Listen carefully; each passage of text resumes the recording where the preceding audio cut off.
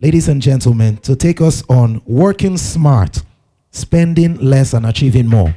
Let's make welcome my colleague in this ministry, Mr. Victor, Mr. Wabare. Please, sir, make do with your time. You have 30 minutes. Good morning, everybody. It's such a privilege to be here this morning. I want to start by saying Happy New Year once again to everyone. And I want to say a very big thank you to the management of the Academy for this privilege to stand in front of us to share a couple of thoughts and ideas that I think is important to us as individuals and, of course, as a corporate body. And I trust that this few minutes that I have will breath immense value. Yes. So once again, thank you very much. There is an adage that says that the early bird gets the first worm, but the wisest bird gets the fattest worm.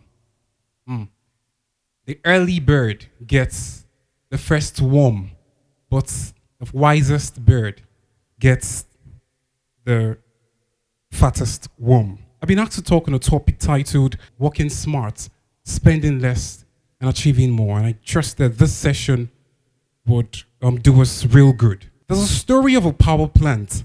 A power plant, I like you to think about a power plant, how large and how massive a power plant is. So many activities going on in a power plant, thousands of staffs, hundreds of workers, so many things happening inside of a power plant, so many large beams, so many large containers, so many electrical boxes, so many wires, thousands of screws, and everyone is working, activities are going on. And one day, all of a sudden, boom, everything goes off, shuts down. In a power plant, that's an emergency. If a power plant shuts down, it's a terrible emergency. And just think about it, that in this massive power plant, the light goes off and everything shuts down. And the whole staff members are running helter-skelter. Everyone is trying to see how to restore back power, how to get things working again. The employees are running here, and these guys are trying to sort things out, trying to see how things will get back into space, into its normal place. But then, after so many hours of burning energy, after so many hours of trying so many things, it doesn't work. And then the manager picks up his phone and calls a local technician. And he tells the local technician, please, I'd like you to come over to the power plant. And the local technician tells the manager, you're in luck, I'm just a few kilometers away from the power plant. And the local technician comes. And he comes to the power plant, large, massive, everywhere shuts down. And then he reaches for his pockets and he brings out an electrical marker. So many beams, remember? So many large beams, so many large electrical boxes, thousands of wires, hundreds of screws. But this man reaches for his pockets, brings out an electrical marker, and goes to one beam, one large beam. And in that large beam, he goes to one electrical box and uses his electrical marker to draw an X on that electrical box. Please follow me gently. And in that electrical box, he opens up the box, thousands of wires, hundreds of screws. He reaches for his pockets, brings out a screwdriver, and goes to one screw. And he turns that screw halfway. He doesn't even turn it whole, just halfway. And boom, power is restored. And everyone is shocked. Everyone is flabbergasted. How? We've been trying this for so many hours. Nothing happens. And you just come here. In less than 5 minutes, you pick up a screw, you're just turning one screw, and power is restored. And everyone is amazed. Everyone gets back to work. And the manager asks the local technician, how much will that cost? And the local technician tells the manager, he looks him straight in the eyes and says, that will be $10,000. And then the manager is like, are you serious? This flabbergasted. He's pushed back. Like, that's ridiculous. You've not been here for you've just been here for about 5 minutes. You just turned one screw. And you're telling me that will cost me $10,000. Now I need you to itemize how that what you did amounts to $10,000. And the man says, okay, that's fine. He reaches for his pocket, brings out a piece of paper and scribbles some words and gives it back to the manager. And the manager looks at it and said, okay, I understand. And the manager goes to his office, brings out a checkbook and writes that local technician a check of $10,000. I'm sure you're wondering, what was scribbled in that paper? I'll tell you. In that paper, the local technician wrote, turning screw cost $1. Knowing what screw to turn cost $9,999. Think about that. I'm sure you're wondering, what's in this story for me? What are the lessons in this story for me? Please just follow me on this journey. Remember, we're talking about working smart, achieving more, spending less. The first thing I'll tell you is this. Knowledge is not only power, knowledge is profit. Guys, see, the kind of economy that we live in the current world that we find ourselves is not just it's not just a knowledge is power economy. See, it's a knowledge-driven economy. It takes those who have knowledge to earn in this economy that we find ourselves. So the guys who are acing their games, the guys who are staying above their games, the guys who are earning more, the guys who are outsmarting others, and not the guys who actually exhibit so much of strength, and not the guys who are busy about beating the bush. It's the guys who are mad hunters of information. It's the guys who are mad resources of knowledge. These are the guys that are acing their games. Remember, the first point in this is that knowledge is not just power. Knowledge is profit. What do I have for you from this story? It's not just about your brute strength. It's about your brain strength. It's not about your brute strength. It's about your brain strength. It's not about how much energy you wield, how successful you'll be in the craft that you're doing, how successful you will be in that which you do, how advanced you would go in whatever it is that you do, whatever workspace, whatever organization, whatever it is that is committed in your hand, is not so much of your strength, your brute strength, as it is of your brain strength. That's not all. I have another one. It's not so much of your muscle power as it is your mind power. It's not so much about your muscle power as it is your mind power. What is the second lesson from this story, ladies and gentlemen? It's so amazing how that out of all the beams that were in that organization, thousands of containers, thousands of electrical boxes, thousands of wires, hundreds of screws, this man comes and goes just to one screw and turns that screw and power is restored. Isn't that just so amazing? See, that screw that was turned is what I like to call the focal point. What is the focal point? I said the focal point is a high leverage activity that yields huge rewards. A high leverage activity that yields huge rewards. That's what's called the local point, a focal point. So it's possible that the man came and he would have, and maybe that's what the other employees were doing. They were both going from one container to another container, from one beam to another beam, from one wire to another screw, testing the screw. But this man understood what is called the focal point. What's the focal point? A high leverage activity that will yield maximum results. And that was what that screw was. It was a focal point. In the military, it's what is called the force multiplier. It's called the force multiplier in the military, where little efforts yields about tons and tons and tons of results.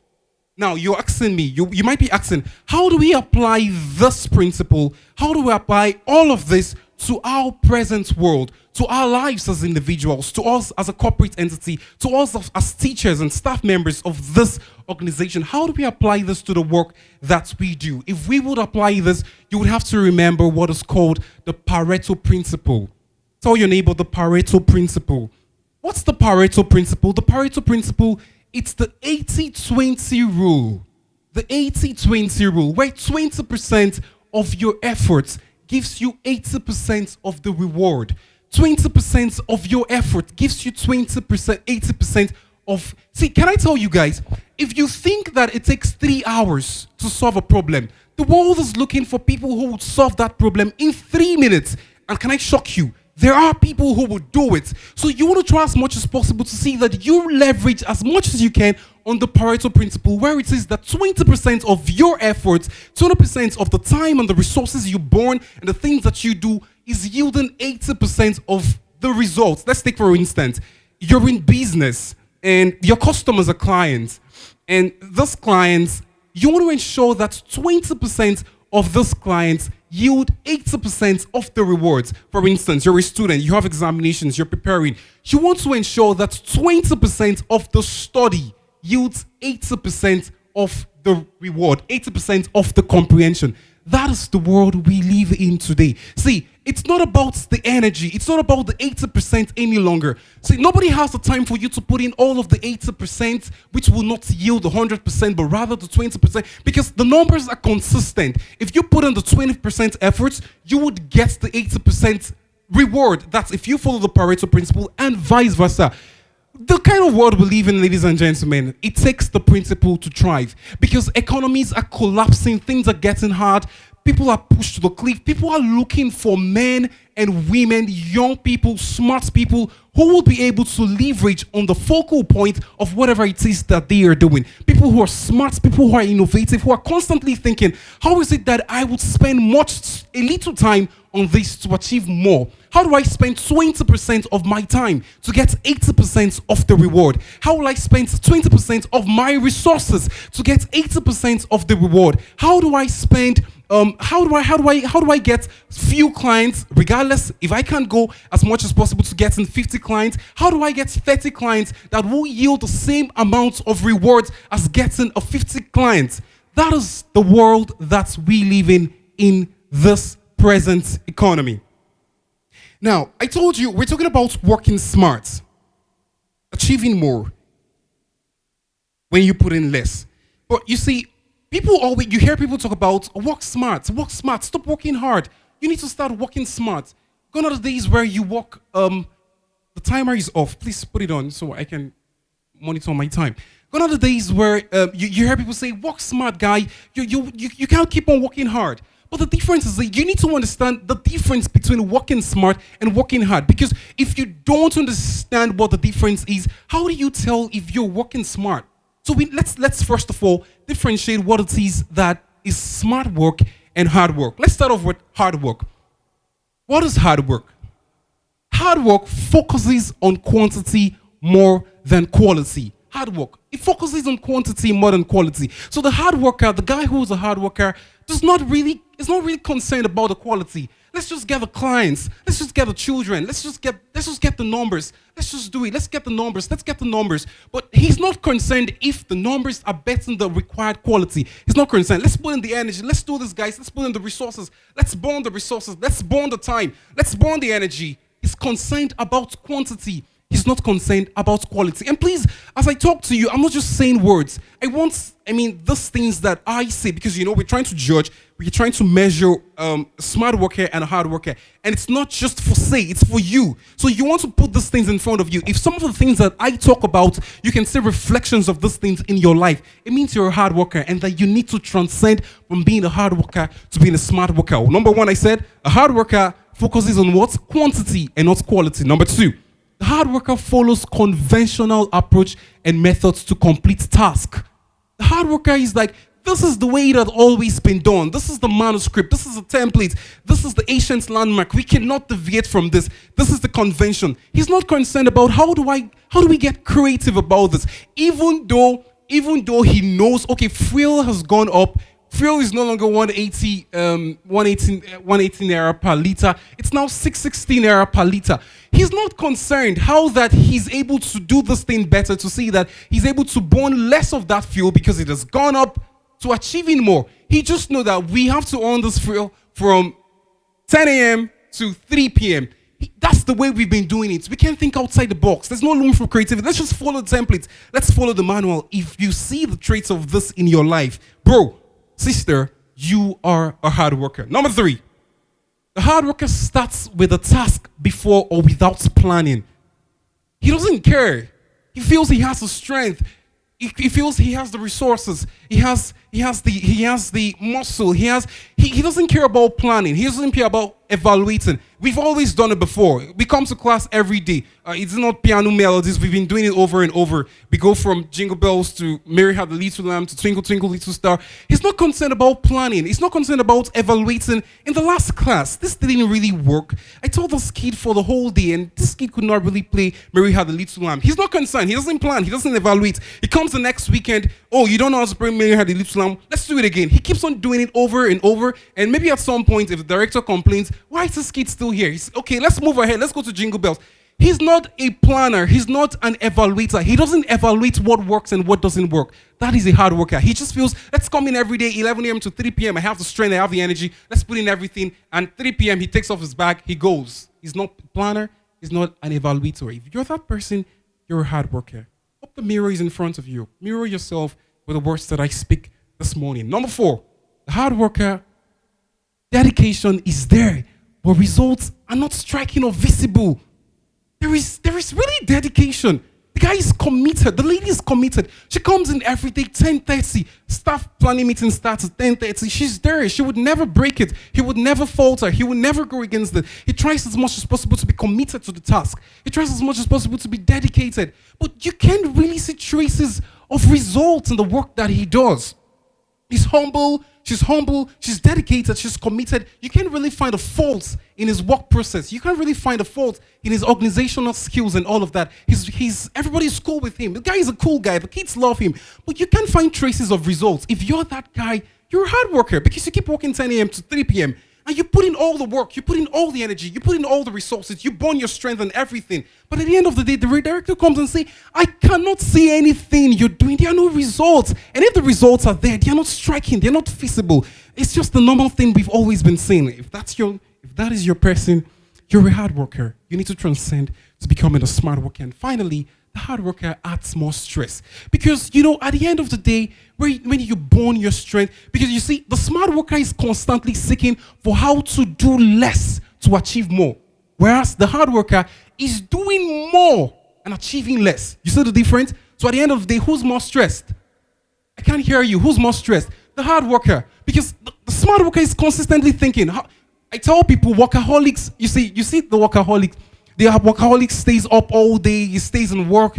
That guy has just used up his whole day. And then you see him, he goes to work 7 a.m., he comes back 7 p.m. You say, this guy, they work. This guy is a really hard worker. He's just a workaholic. You know why? The other guy is a smart guy. The other guy has gone home around 2 p.m. And permits me, sir, to call a name, Mr. Charles.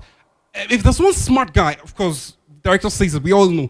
Mr. Charles is a smart guy, and I'll give you the striking thing about him. There was a time I was working at the secretariat that was when Echo started. I had the privilege to just work for, so I got to notice this guy. Mr. Charles, we were there. I wasn't negated from what I'm about to say. I was a workaholic. I'll stay there. I'll go to work till 9 a.m. and we'll stay there till 3 p.m., 4 p.m., 5 p.m. And you can't really count results. You can't trace what we've done. And you go to the director will say, what have you guys been doing? But there's like Mr. Charles that will come at 9 a.m. and at 2 p.m. or at 3 p.m., the guy does not spend an extra minute. He leaves.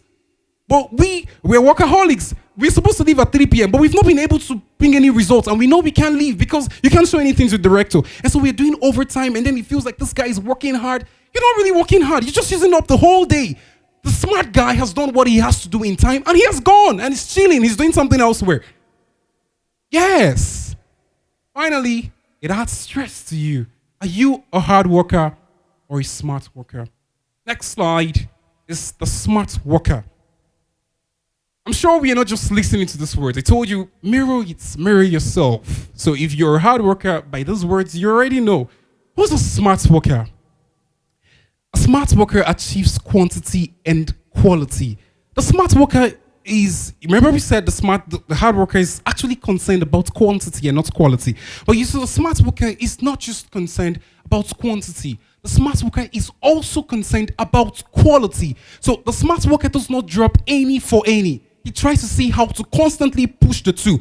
And that's why I told you earlier that a smart worker wants to get 50 clients. Maybe there's a profit that must be met at the end of the day. And if a hard worker will get that profit, he needs probably 50 clients. So 50 clients would bring about 5 million naira at the end of the year.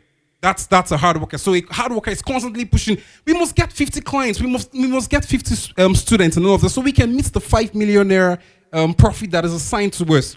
But you saw the smart worker does not really spend all of his time trying to get that 50. As much as the numbers are good, but you see, the smart worker will begin to think, how do I get less of the clients? Do you know you can still get 30 clients that will give you 5 million naira at the end of the year?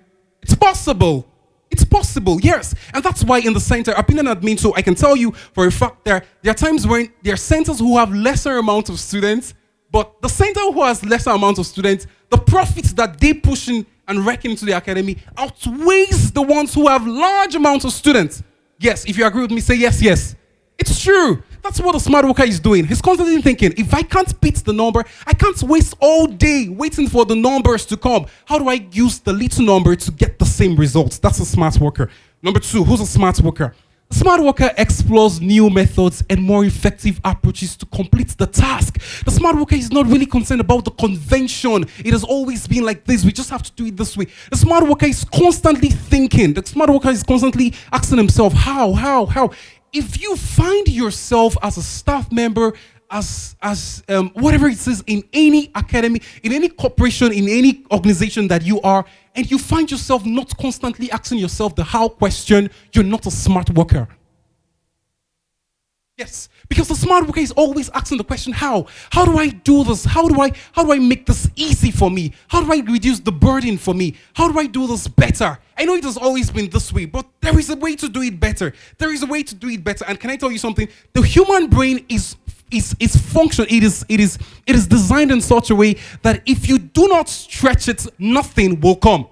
Yes. So if you stretch to the other part, that's why the director will always talk about thinking outside the box. So you think there is a box and you can't break the box. It's because you've not stretched in the how question. If you stretch so much in the how question, you will break the box. And when you break the box, you'll find the results outside of the box. So the smart worker is constantly asking, how? Why? Because he wants to know how to do things more efficiently. He wants to know how to do things more effectively. I've been teaching this kid piano melodies. It's not working. This kid is not moving. There is, sometimes you hear staff members saying, this curriculum is so hard. It's so construed. This thing cannot work. How do you expect the kid to move to this after a week? How do you expect the kid to move to this after? Can I tell you something? Those curriculums and those things were not designed from the sky. It didn't just fall. They've been tested and they've been proven. So it means that it has been proven to work, and that is why it was given to you. So if you're not meeting that task, it means that there is something you're not doing right. And so if you ask yourself the how question, you would get results, you get approaches to doing that thing and meeting that very curriculum. And that's why you spend your time, you spend so many hours trying to teach a kid piano melodies, and the kid cannot do it. And the director comes, and in 5 minutes, that kid is already playing what you've been teaching for the past 2 weeks. Ask yourself the how question. Constantly think, how do I do this better? How do I do it with a much better approach? Number 4, who's a smart worker? Number 3, right? A smart worker starts with evaluation and planning before the actual work. I've got 7 more minutes. The smart worker starts with evaluation and planning. Why? You see, sometimes some of the results, some of the things that we face and the gridlocks we encounter on the road, and we're not, it feels like we come to a full stop there and we're grounded and can't do anything. It's because we failed to plan and to evaluate. And that's why you're better than the hard worker, because the hard worker does not plan. Remember we talked about that. The hard worker does not evaluate. He just comes to work every day and wants to do, it's a routine for the hard worker. He just wants to do it the way he has been doing it. So when the hard worker meets a new challenge, when the hard worker meets a new obstacle, he's forced to stop. He has nowhere to go. Why? Because he never planned. A smart worker would have thought, sat down and planned. What if I teach this way and this kid doesn't get it? I'll try this approach. What if this happened? I'll try this approach. What if I encounter this? I'll try this approach. And so he has thought, he has evaluated, and when he's seated and he's carrying out his task and he meets any of these challenges, he's able to navigate. Why? He's been able to plan, he's been able to evaluate, and because of that, he's ready for whatever circumstance that comes his way. That's a smart worker. Number 4, who's a smart worker? A smart worker, results are noticeable throughout the process. You can't be a smart worker and you don't have results noticed. Results will speak. Results speak for themselves. Results shout. They scream. You can hold it back. So if you're a smart worker, you can't be a person and saying that they don't just see the result. They don't just see the result. The director is not seeing the result. My admin is not seeing the result. This guy is not seeing the result. It's not true. Results speak for themselves. In fact, the smart work, see, what the results do, the result makes you speak less. Yes, the results are your trumpets. They shout, they blow. Can you blow a trumpet in this room and you won't hear? It's not possible, except you're not blowing it in the first place. So if you're a smart worker and you say you don't have results, you can measure your result, weekly results, monthly results, quarter results. You're not a smart worker. A smart worker has results that are noticeable throughout the process. And finally, a smart worker resorts to smarter and more flexible techniques, which leads to less stress eventually. Because if you work smart, you're constantly thinking, how do I do this in less time and achieve all that I need to achieve? And if you do that, you would not have the stress that a hard worker would have. Finally, as I wrap up, I have 5 more minutes.